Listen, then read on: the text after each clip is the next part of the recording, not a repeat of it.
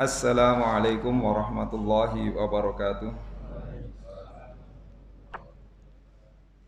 Innal hamdalillah nahmaduhu wa nasta'inuhu wa nastaghfiruhu min sururi anfusina wa min sayyiati a'malina. May yahdihillahu fala mudhillalah wa may yudlil fala hadiyalah. Asyhadu an la ilaha illallah wahdahu la syarikalah wa asyhadu anna Muhammadan abduhu wa rasuluhu la nabiyya ba'dah. Allahumma salli wa sallim ala sayyidina Muhammadin wa ala alihi wa ashabihi wa qarabatihi ajma'in wa ba'du.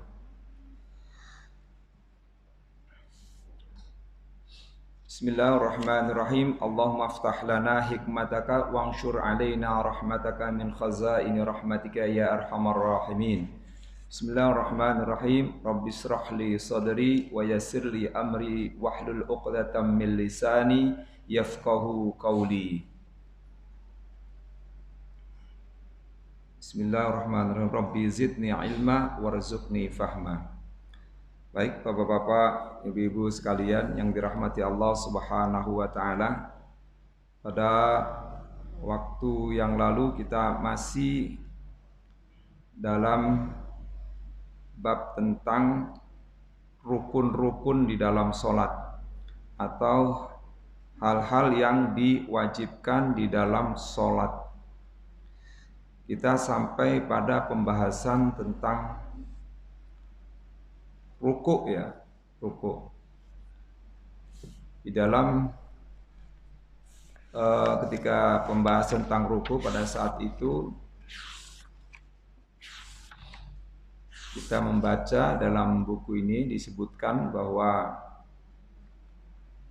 ada salah satu hadis tentang bagaimana kondisi ruku itu dilakukan. Dalam kitab ini, di kitab At-Taj Al-Jami'u lil Usul fi Hadir Rasul,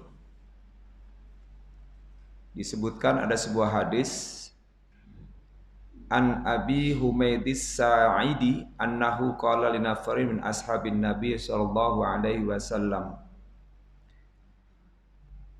ana ahfazukum li sholati Rasulillahi ra'aituhu idza kabbara ja'ala yadayhi hida'a mankibaihi wa idza raka'a amkana yadayhi min rukbatayhi thumma hasara dhahrahu fa idza rafa'a ra'sahu istawa hatta ya'uda kulla faqarin makanahu wa fa idza sajada wa du'a yadayhi ghairu muftarishin wala qabidihima wastaqbala bi atrafi asabi'i rijlaihi fa idza jalasa fi rak'ataini jalasa ala rijlihi al-yusra wa nasabal yumna. Hadis ini menjelaskan tidak hanya tentang ruku saja. Hadis ini juga menjelaskan bagaimana posisi pada saat kemudian kita sujud, juga posisi pada saat kita duduk ya di antara dua sujud. Di sini disebutkan ana ahfazukum. Jadi dari ini dulu, an Abi Humaydis Sa'idi, dari Abu Humaid As-Sa'idi, annahu qala, bahwa beliau berkata pada seorang dari para sahabat Nabi sallallahu alaihi wasallam, ana ahfazukum li sholati Rasulillah, aku memperhatikan kalian atau aku ya memelihara gitu, atau memperhatikan kalian, melihat gitu ya secara teliti gitu, li sholati Rasulillah,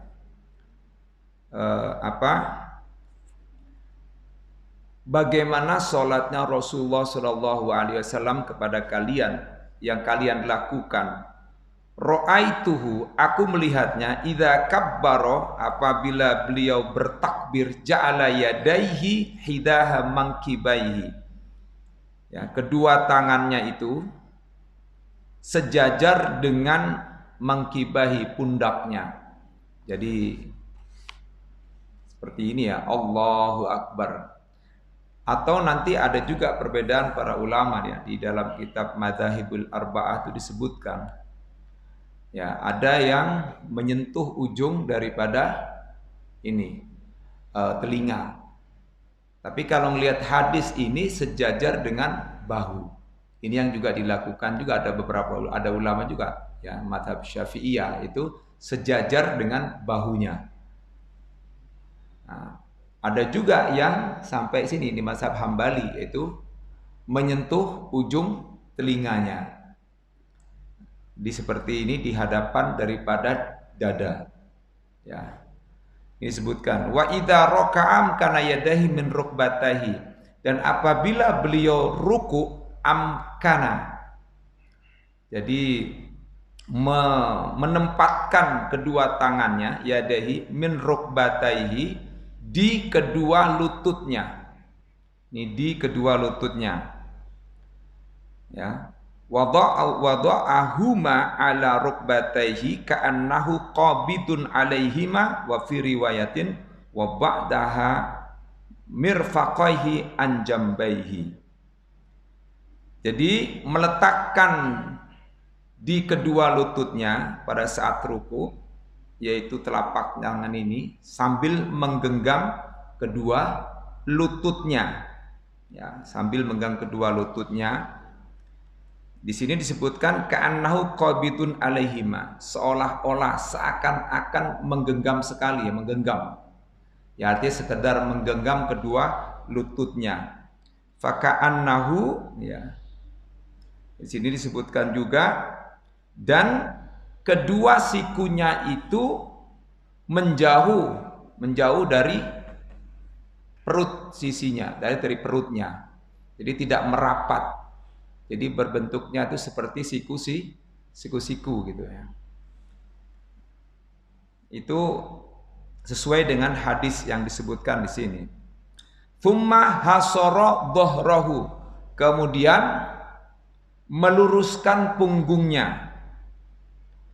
Hasara bi fathatin bi fathatin wa dhahruhu maksudnya, wa dhahruhu maf'ulun. Hasara ini maksudnya kata hasara dengan huruf fathah semuanya, hasara. Ya. Kemudian dhahruhu ini menjadi maf'ul atau objek. Jadi meluruskan punggungnya. Ai amalahu ma'a istiwaihi ma'a rukbatihi min ghairi takwis. Jadi mencondongkan, mengarahkan, meluruskan punggungnya, kemudian juga ya ini juga menggenggam juga kedua lututnya itu tanpa menekukkan ya siku-sikunya. Dalam hadis lain ada rafat dari Muslim, walafdu Muslim, kana idza raka'a lam yaskhus ra'suhu wa lam yaskhus ra'sahu wa lam yusawwibhu walakinna baina dzalika. Jadi kalau ruku itu ya, kepalanya tidak menongol ke atas, tetapi kepalanya agak lurus dengan punggungnya. Ya, jangan juga bengkok punggungnya, hendaknya lurus. Nah, minar ruku di sini dari posisi saat ruku. Baik, kemudian fa idza rafa'a ra'sahu istawa hatta ya'udu kulla faqarin makanahu. Fa idza rafa'a ra'sahu, sebelum ini ada ke penjelasannya dari ruku, apabila bangkit dari ruku istawa. Ya. Al-faqar di sini disebutkan bahwa istawa itu lurus.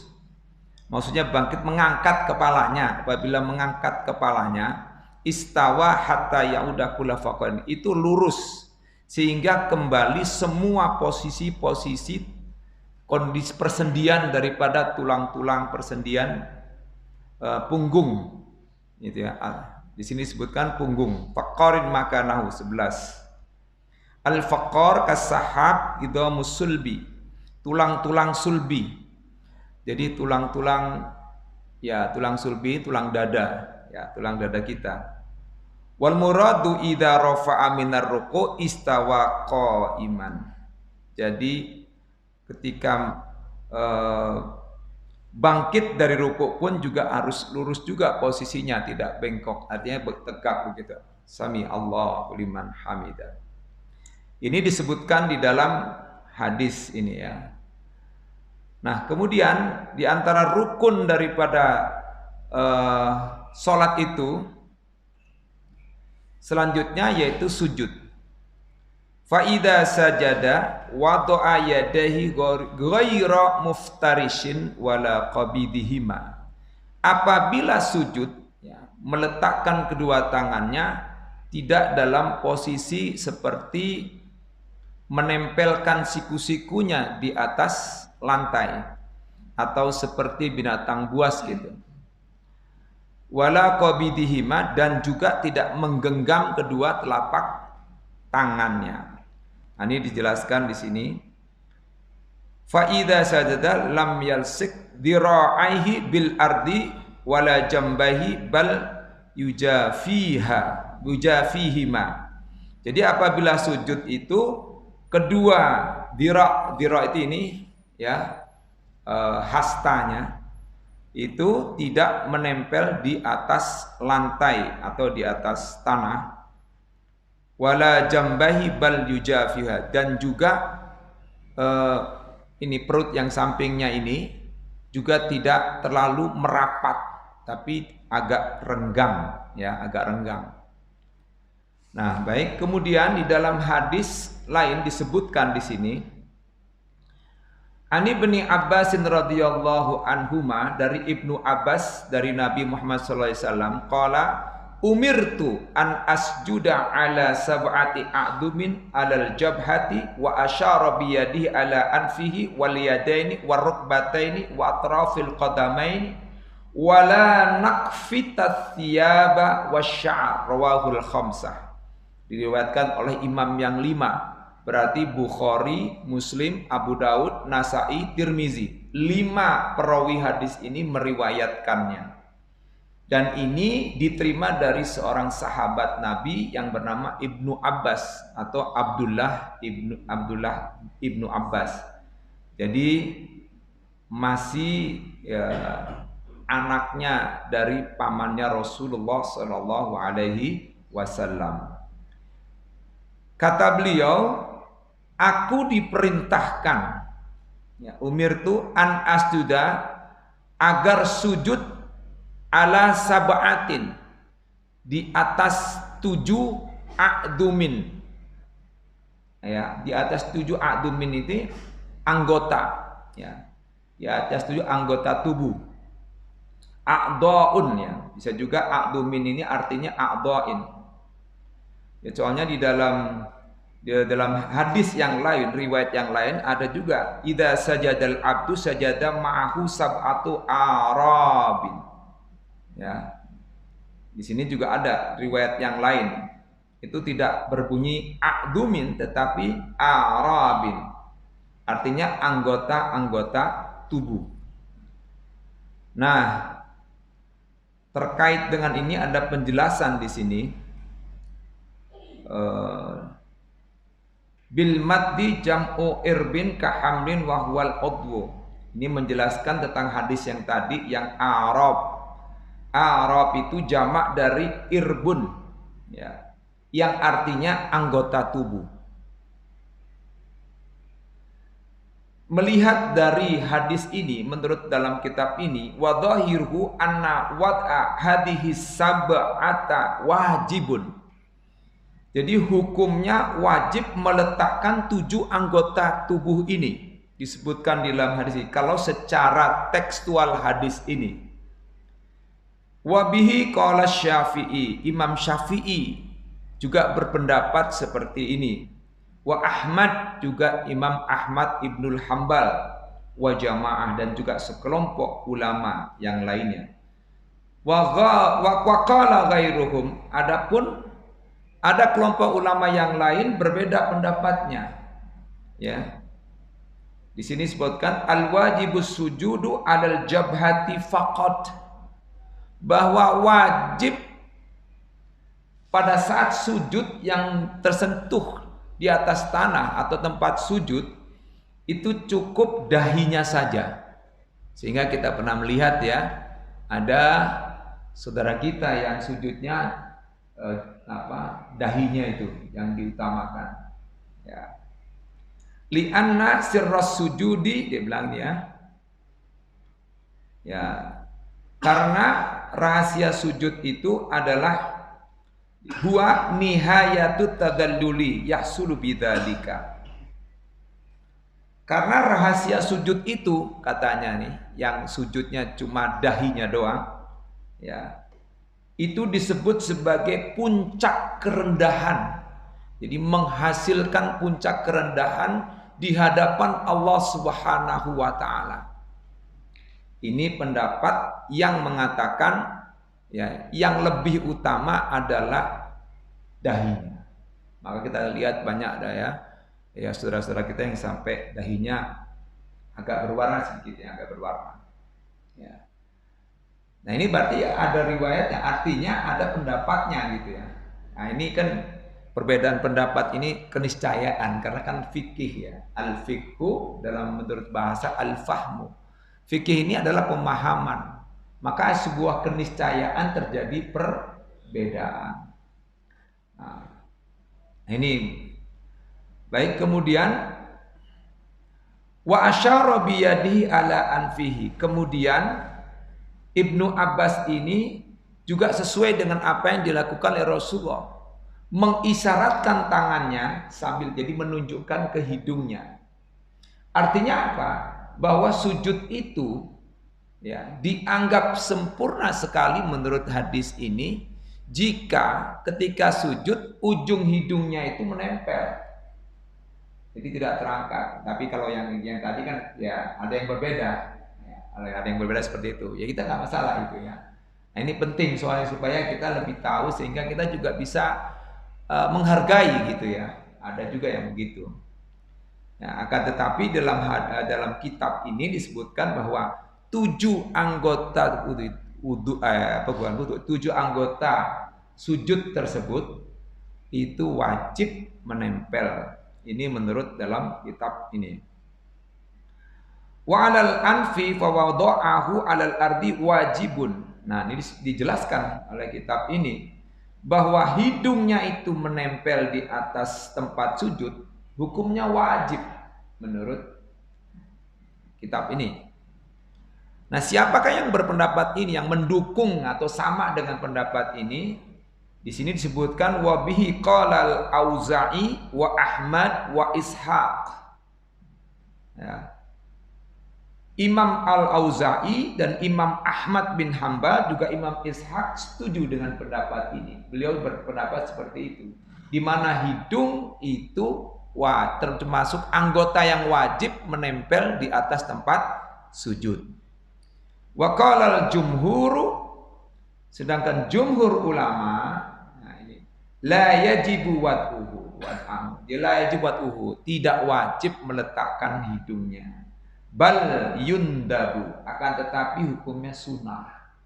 Ya, di sunnah. Mungkin pada saat hidung kita sakit, kalau nempel di atas tempat sujud, ya boleh kita angkat gitu kan, jadi enak gitu ya. Kita jadi tahu gitu ya.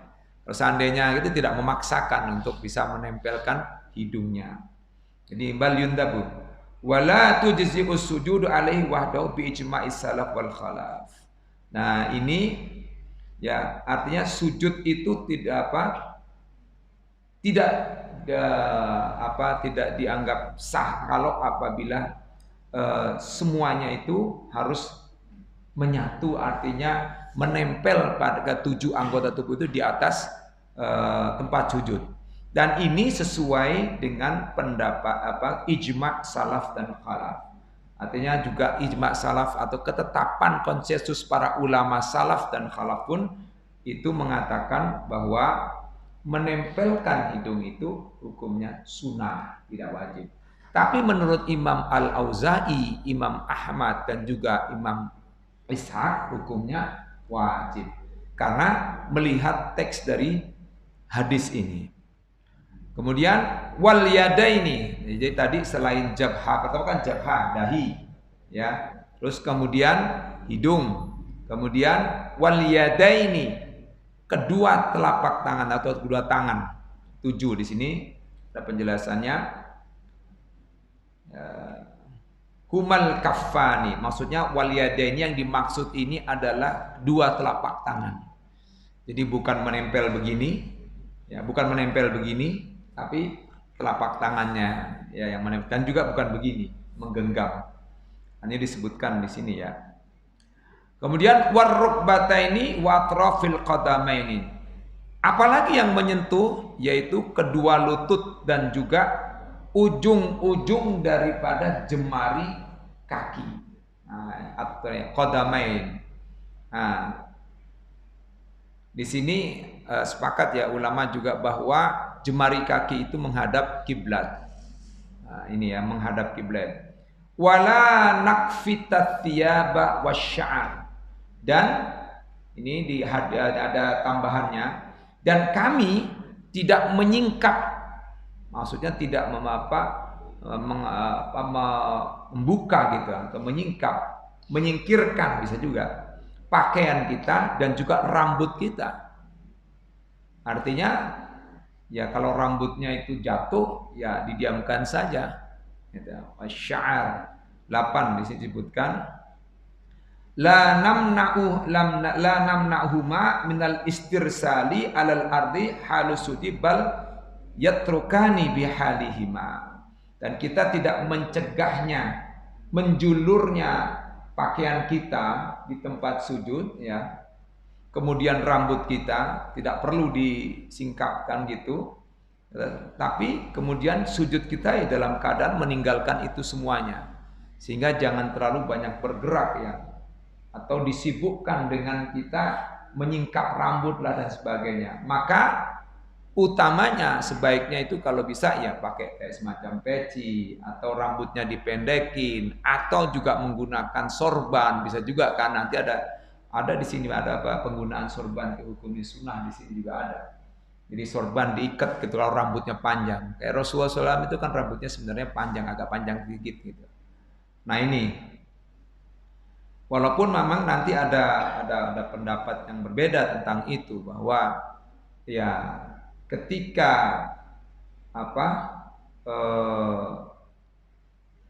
sujud, ya, ada juga yang mengatakan ini jangan sampai terhalang oleh apapun ketika dalam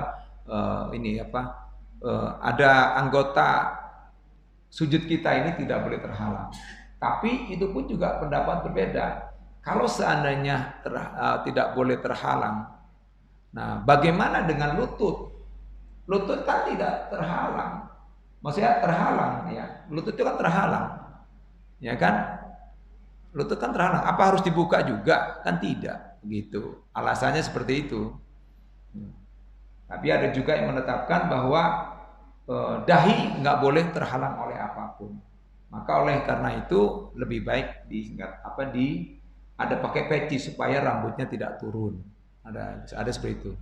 Sebenarnya sih itu ada terkait dengan agar kita tidak sibuk dengan posisi kita untuk menyingkapkan pakaian-pakaian itu. Nah, oleh karena itu supaya kita tidak sibuk, lebih baik kita menggunakan peci. Ya, lebih baik kita gunakan peci. Ya berbeda ketika pada saat nanti kita pergi haji. Beda, kalau pergi haji itu memang kita dilarang menggunakan ya peci ya, atau menggunakan penutup kepala ya bagi laki-laki. Nah, ini terkait dengan sujud ya. Dan kemudian di sini juga dijelaskan dalam hadis yang lain ini bahwa faida jalasa. Nah, di sini juga ada penjelasan tadi tentang sujud. Wastaqbala bi atrofi asabi rijlaihi, dan hendaklah ujung-ujung jemari kakinya itu menghadap kiblat. Nah, di sini menghadap kiblat. 13 di sini ada keterangannya. Biwati butunil asabi alal ardi, yaitu dengan meletakkan ya jemari jadi jemarinya ya di atas tempat sujud dan menghadap kiblat. Ini hadisnya. Hadis yang tadi yang terkait dengan penjelasan tentang ruku ya, kemudian juga ketika pada saat ruku, posisi ruku dan juga posisi sujud. Dan juga nanti ada posisi ketika duduk di antara dua sujud, di sini disebutkan. Nah, selanjutnya faida jalasa fir raq'ataini jalasa ala rijlihil yusra wa nasobal yumna. Apabila duduk ya. Fir raq'ataini maksudnya di rakaat yang kedua. Maksudnya ini di tahiyat awal. Jalasa ala rijlihil yusra wa nasobal yumna. Ya, duduk dengan posisi kaki yang kiri, ya, duduk di atas kaki yang kiri. Wa nasobal yumna. Ya. Kemudian kaki kanannya itu dalam posisi ya yumna, itu yang nasoba itu agak tegak gitu ya. Nah, 14 ini penjelasan. Fal julusu fit tasyahudil awali wa baina sajdataini alal yusra wa tansibul yamin. Jadi duduk tasyahud awal dan duduk di antara dua sujud, yaitu dengan posisi ya apa sebutnya ini, paha kalau belah kiri ya. Nah itu berada di atas kaki sebelah kiri ya. Wa hadza huwal iftirasu. Ini yang disebut dengan duduk iftirash ya, dengan posisi seperti ini. Jadi itu yang disebutkan di dalam hadis ini. Ya, jelas gitu di sini ada. Nah, barangkali ada pertanyaan tentang ini. Kalau tidak kita tanya. Baik, langsung aja Pak. Ada kan dalam proses pembelajaran ya. Iya Pak. Sebagai jemaah kan kita nggak saling melirik, kita praktekkan langsung di. Jadi Oh iya. antum mendemokan jemaah 5 orang, antum bisa lihat gerakannya itu disesuaikan dengan yang di hadis supaya jemaah ini paham banget gitu loh proses pembelajaran ini, karena dalam prakteknya setiap jemaah itu kan fokus ibadah, tidak saling melirik benar atau enggaknya gerakan itu gitu. Ya sekarang antum praktekkan 5 orang jemaah suruh berdiri dan antum bisa menilai, melihat posisinya sesuai dengan hadis, dan kalau memang ada keliru kan bisa dibenerin. Itu usulan aneh. Boleh. Pak Haji kali ya, mohon maaf ya, langsung. Apa, aku disuruh apa, nggak apa-apa lah, namanya ibadah. Iya. Iya kali. Nah, ya memang harus dipraktekkan memang. Ya selain ini, karena kan Rasulullah sendiri mengatakan sallu kama raaitumuni usolli. Salatlah. Takbir katanya Ya. di atas bahu. Ya silakan Pak Haji. Dan 5 orang jangan salah. Ya. Aku yang Satu orang dulu. Ya. Boleh satu orang dulu kali ya. Iya. Boleh Pak Haji, ini saya sesuai dengan apa yang akan saya baca aja. Ya, silakan. Jadi sesuai kemana, ke sono, ke arah kiblat. Ya. Nah, coba Pak Haji, sesuai dengan yang apa disebutkan di dalam kitab ini bahwa memang posisi Dulu di atas meja Pak. ya, kalau itu nanti ya coba Pak. Ini kita sama-sama melihat posisi bagaimana yang terbaik dan sesuai dengan yang disebutkan di dalam hadis Rasulullah SAW. Baik, silakan. Sebelah sini Pak. Ya. Kelihatan Insya Allah. Ya. Ya. Pada saat ketika mau ruku, kakinya dibenerin enggak? Posisi kaki itu agak renggang, jangan terlalu rapat. Kalau bisa ya sebagai batas itu 2 genggaman jaraknya di sini kalau begitu. Dan tidak terlalu rapat dan juga tidak terlalu ini agak lebar sedikit. Iya.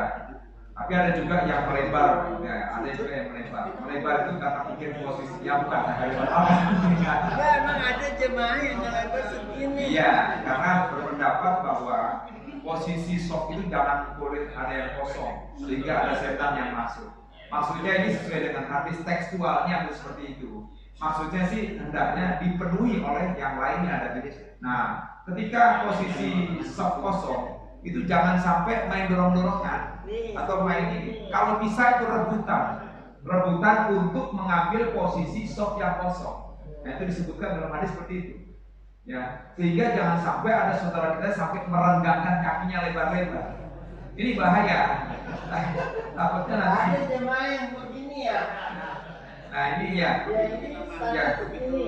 Ya sederhana. Ya betul seperti itu. Nah itu batasnya itu supaya ini yang supaya lebih gampang untuk mengukur posisi kaki. Dan posisi kaki tidak begini, juga tidak begini, tetapi lurus menghadap kiblat. Nah, gitu. Ini seandainya ini posisi kiblat ya Pak, seandainya ini posisi kiblat. Ini kan supaya kelihatan jamaah. Dah, betul. Iya. Kalau bahu mah senam. Kalau senam selebar bahu berdirinya. Oh rapat dalam posisi ruku. Oh rapat ya. Betul. Iya. Tapi ya rapat memang bahu. Tapi di sini kaki menempel dengan hasil lain. Ya, dia rapat. Tetapi bahu itu sebelah sini. Ini bahu kita ini pundak. Cuma ini kan dalam posisi jamaah, mohon maaf, kan ada yang pendek. Ya mohon maaf ya ada yang pendek nih. Kita nggak bisa merapat begini ya. Ya ada juga posisi itu ya. Nah ini juga nggak terlalu itu kan ya memang di sana disebutkan kalau dalam teksnya sebaiknya itu menempel gitu. Rapat menempel gitu ya. Tidak, cuma tidak terlalu rapat sekali Bapak. Kalau seandainya, mohon maaf, kalau seandainya risih, ya jangan terlalu rapat kayak. Kan ada juga ada saudara kita yang berdiri, gitu ada ya, mohon maaf gitu ya. Ada bukan ya. Ini supaya tidak terjadi permasalahan gitu ya. Jadi memang tetap saja kita harus melihat daripada saudara kita, posisi saudara kita. Ketika saudara kita ini dalam posisi tidak nyaman itu juga nggak baik juga. Nah nanti bisa-bisa jadi ya nggak timbul fitnah. Gitu. Nah oleh karena itu dalam posisi seperti ini. Ya ini nempel. Gitu. Nah itu juga sama juga ya. Tetapi tidak harus menempel sekali. Ya menempel jadi itu sebaiknya seperti itu Pak. Itu yang sempurna ya. Harus begitu. Teman itu yang lebih utama sebenarnya, lebih utama gitu. Tapi kadang-kadang posisi seperti ini itu tidak bisa, apalagi posisi dalam posisi misalnya sekarang masih ada corona gitu ya. Nah ini juga kita harus menyadari kondisional. Ya begini posisinya Pak, nah betul. Nah kemudian ruku. Nah ketika ruku, nah itu memang di dalam takbir dulu ya. Ketika ruku, ya maksudnya ketika ruku takbir dulu, maksudnya gitu. Ketika akan ruku maksudnya. Nah, ya Allah, ya Allah gini. Bila bisa juga begini, Allah bersama. Ustaz saya mau nanya juga Ustaz. Nah, sudah saya dengar kalau perempuan sampai cukup segitu. Ya. Kalau laki-laki sampai mungkin. Ya. Memang di dalam hadis ini kan disebutkan secara umum seperti itu. Artinya berlaku bagi laki-laki dan perempuan. Hanya saja di kelompok mazhab tertentu, saya di mazhab Syafi'iyah, itu kehati-hatian terlalu tinggi. Jadi hati-hati sekali atau khawatir ya. Jadi artinya hati-hati sekali. Maka karena ya mohon maaf ya perempuan itu kan ibaratnya auratnya itu kan lebih banyak ya ketimbang laki-laki. Maka dalam posisi itu nah lebih baik ya itu tadi supaya dan nanti posisi sujud juga ada bedanya. Tapi ada juga yang tidak membedakan karena memang dalam posisi sujud tidak disebutkan apakah laki-laki apakah perempuan. Yang penting 7 anggota tubuh itu harus menyentuh tempat sujud. Hanya saja memang ada yang supaya lebih jadi dimasukkan agak ke dalam. Jadi kalau perempuan ya, kalau laki-laki agak melebar. Bahkan di dalam hadis lain itu sampai anak seekor kambing itu kalau bisa masuk itu bisa masuk lah gitu. Maka kemudian ada saudara kita yang agak diangkat lebih tinggi. Ya, kemudian ini dia mengutamakan dahinya sehingga agak ke depan. Nah, itu ada saudara kita ya, ininya juga agak tinggi sekali sehingga kemudian dia melihat tekstual hadis itu tidak apa-apa. Jadi udah ada gitu ya. Jadi kita nggak bisa ini juga menyalahkan juga nggak bisa. Ya, ya. Ya sekarang rukuk dulu ya. Silakan Pak. Kaki dulu Pak. Nah, Allah. Kaki nggak berubah. Iya. Sejajar ini. Iya. Ya kalau posisi berubah ya tidak mungkin tidak mengapa. Nah ini agak naik sedikit. Ini juga agak naik sedikit. Nah, ini agak naik. Ya betul. Mohon maaf nih Pak, kenapa? Ya maaf ya. Ya posisi seperti ini. Jadi ini lurus, ini punggung lurus. Ini yang disebut dengan hasoro, bohroh. Dia harus meluruskan punggung dengan posisi kepala itu. Ya, enggak. Ya, tidak terlalu menggenggam, tetapi posisinya seolah-olah kan disebutkan ka'annahu qabidun ala rukbatayhi. Seolah-olah menggenggam sebentar tidak terlalu. Ya. Karena terlalu ada juga yang kalau menggenggam itu membuat nanti ya, jadi apakah lututnya menjadi sakit dan sebagainya ada. Nah ini yang benar. Nah ini yang tepat. Kemudian, nah ini posisi yang tepat Pak. Betul. Ini seperti lurus. Nah, seolah-olah. Ya sekarang sami Allahu liman hamidah. Nah, ya langsung. Kalau tadi rukuknya nggak lurus, itu disebut apa? Kenapa? Kalau orang nggak bisa meluruskan. Iya. Itu yang udah bohong Pak. Jadi kalau tidak bisa meluruskan pun, ini juga banyak ya pendapat di dalam kitab Nadarul Arba'ah. Dan yang lebih utama adalah meluruskan ya posisi antara punggung dengan kepala itu lebih utamanya. Itu yang lebih disebutkan mahasinu. Jadi apa ya, mahasinus sholat. Jadi gerakan sholat yang terbaik gitu. Tapi kalau tidak bisa dengan posisi tubuh yang mungkin punya cacat dan lain sebagainya atau posisi yang sudah tua, itu tidak mengapa. Yang penting rukuk dengan posisi menggenggam itu. Jadi kan tidak terlalu, ada juga orang yang punggungnya agak bengkok, yang mohon maaf gitu ya. Kita ketemu orang ini seadanya. Oh iya.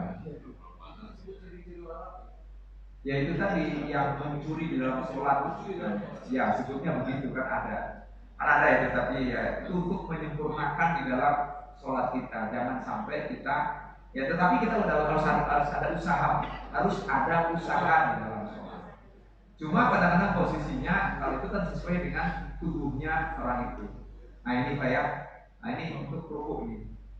Baik, nah sekarang posisi sujud Pak. Kan sami Allah gimana? Kita dulu Pak belum. Jadi kan bangun dulu nih, bangun juga sama sami Allah liman hamidah.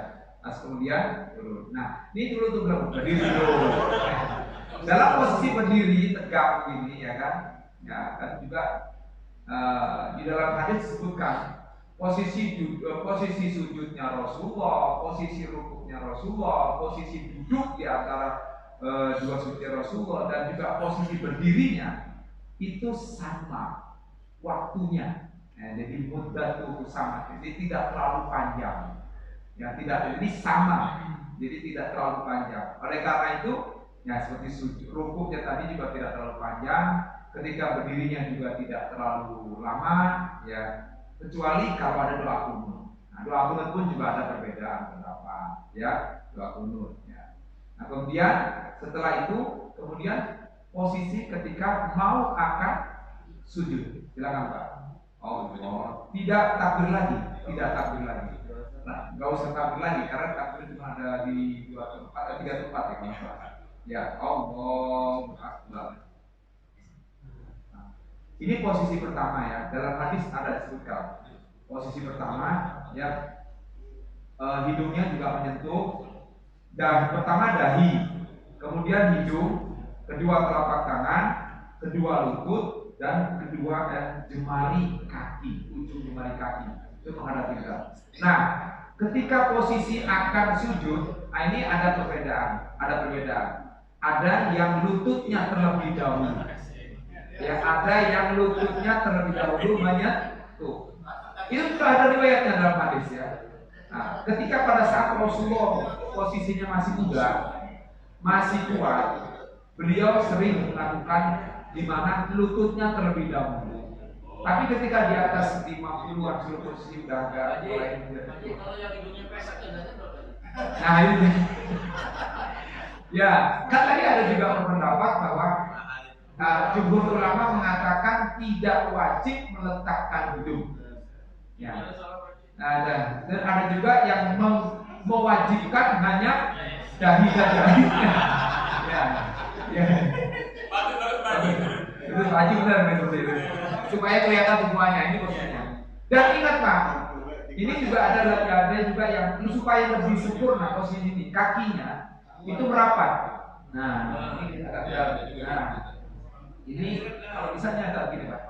Nah, agak depan dikit Pak. Nah, ini lurus ya. Nah gitu. Jadi ini ya. Kaki merapat menempel satu sama lainnya. Ini merapat. Nah, terus letak tangannya juga ini juga disesuaikan juga ya, selurus dengan ya boleh dengan kuping boleh juga dengan bahu. Boleh juga bahu. Iya, bahu. Kalau sesuai dengan hadisnya kan kata istawa mangkibaihi kan. Jadi bahunya. Ya, jadinya rebaginya itu apa nih? jadinya. Nah, ada yang bilang ya rapat kayaknya Pak. Tapi yang penting dijelaskan itu tidak menggenggam. Posisinya begitu aja. Ya. Ya. Ya. Cuma memang tidak disebutkan di situ. Ya, ya. Ya Pak, cukup baik Pak ya. Mohon maaf. Iya. Luar biasa.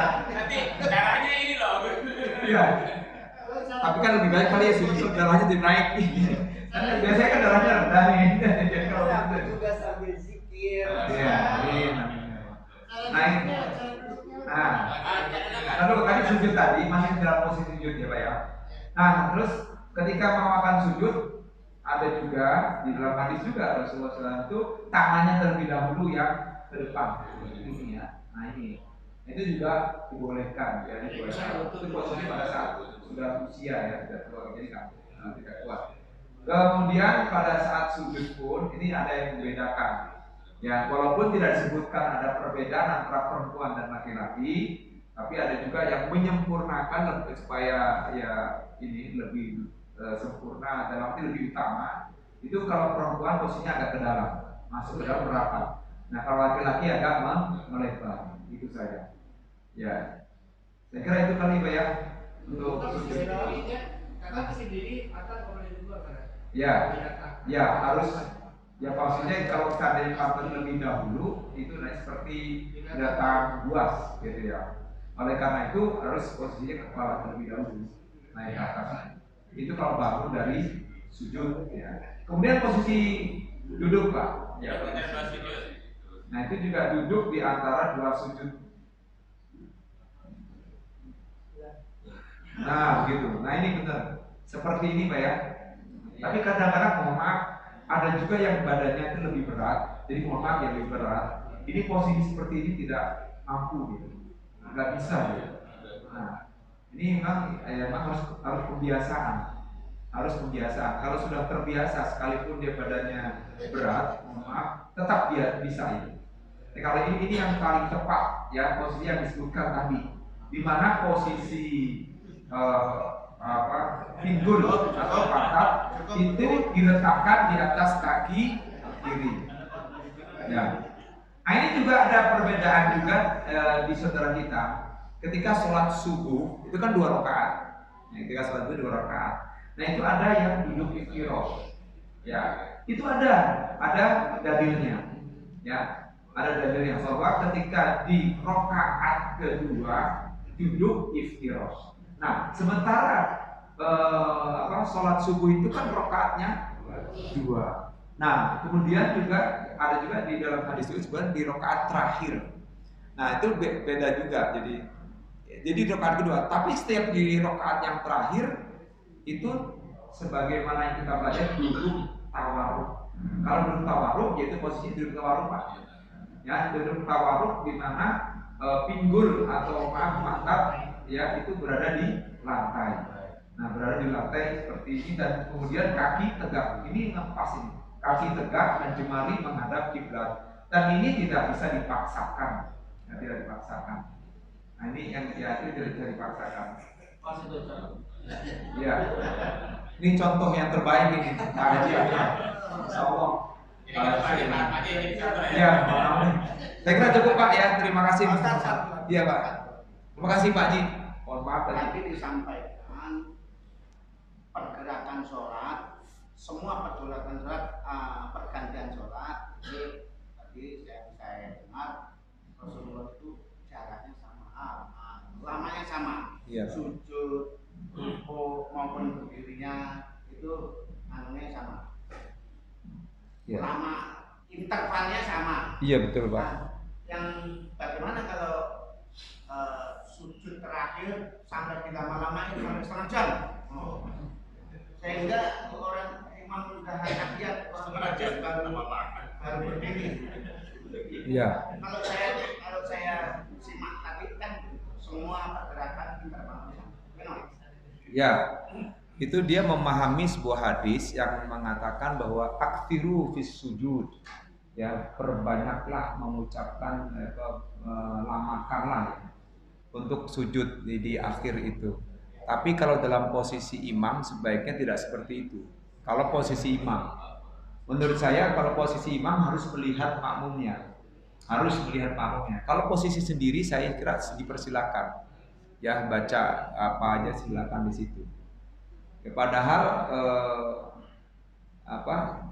Rasulullah di dalam hadis-hadis itu disebutkan seperti itu. Ada juga menghadisnya seperti itu. Mungkin cara memahami hadis itu kali ya. Jadi apa adanya di situ disebutkan karena posisi sujud itu posisi yang paling dekat dengan Allah Subhanahu wa taala sehingga mereka memperbanyak doa pada saat posisi sedang sujud. Nah, tapi sebaiknya ketika menjadi imam kita tidak boleh mementingkan diri sendiri. Sebagai imam kita harus melihat makmumnya. Mungkin ada makmum yang tidak kuat untuk sujud terlalu lama.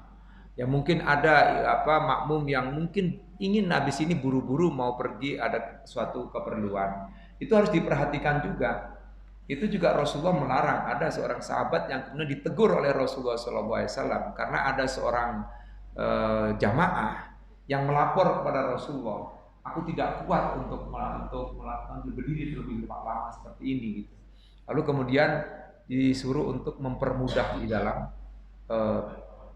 posisi kalau berjamaah ya jadi imam untuk memperhatikan posisi makmumnya, tidak boleh untuk ya memperhatikan dirinya sendiri gitu. Saya kira ya pernah jadi imam diingetin sama Profesor Dr. Yusri Abadi jangan menzalimi jamaah dengan sujud terlalu lama kalau jadi imam karena sifatnya menzalimi itu jadi fokus ibadah itu terganggu. Jadi ini catatan sebagai imam itu ada SOP-nya, standar operasionalnya supaya tidak menzalimi jamaah. Ya, betul. Jadi seperti yang Ustadz bilang, temponya, durasinya itu standar dari awal sampai akhir. Sebagai imam bacaannya sejajar gitu, maksudnya waktunya, durasinya sama. Jadi jangan pas sujud terakhir lebih lama dari sujud yang awal. Jadi harus durasinya itu sama dan ini tidak menzalimi jamaah. Kasihan nanti timbul fitnah lagi dengan kondisinya. Ya, betul itu ya artinya kita juga harus mengingat ya pendapatnya itu pendapatannya Profesor Dr. Yusri Abadi ya pengawas kita ya almarhum. Memang itu juga sesuai dengan apa yang dilakukan oleh Rasulullah SAW bahwa kita artinya tidak menzolimi itu artinya memperhatikan kondisi makmumnya. Tetap gitu, tidak boleh kemudian ya mentang-mentang jadi imam, kemudian kita lantas mungkin kita mau pengen praktek hafalan kita kepanjangan gitu. Tetapi kalau itu menjadi sebuah kebiasaan dalam arti sudah kesepakatan bersama, misalnya ya memang kan almarhum Prof itu senang sekali dengan bacaan Alif Lam Mim As-Sajdah. Beliau juga menyuruh kita kalau bisa lakukan itu Jumat itu Alif Lam Mim Sajdah, supaya itu juga ada hadisnya bahwa itu sunnah juga. Rasulullah juga menyenangi itu menggunakan membaca ayat Alif Lam Mim Sajdah. Cuma memang ada sebagian pendapat yang juga mengatakan jangan menjadikan satu keharusan, ya tidak bisa satu keharusan. Suatu saat misalnya ada imam yang tidak baca itu tidak mengapa, nah itu tidak mengapa ya. Nah, kayak kemarin ini kan Ustadz Indra dia mungkin sudah memperhatikan gitu ya, artinya tidak memanjangkan bacaan dari awal karena dia sudah menghafalnya dari sebelumnya. Beliau imam itu sudah membaca Alif Lam Mim Sajdah, maka ketika pada saat Jumat sedikit, cuma ya itu tadi banyak makmum-makmumnya agak telat. Kalau saya lihat itu banyak yang telat gitu, agak telat datangnya sehingga banyak yang masbuk kalau menurut saya sih. Ya artinya kalau saya sih mungkin nggak bisa mutus begitu, kadang-kadang nanti lupa, saya ngapalin cuma dikit. Jadi saya baca semuanya ya sempurna gitu, seperti apa yang dilakukan oleh Pak Yusri dulu kan, Pak Prof Yusri. Jadi kebiasaan-kebiasaan itu boleh juga kita lakukan, dan itu juga berdasarkan hadis Rasulullah Shallallahu Alaihi Wasallam.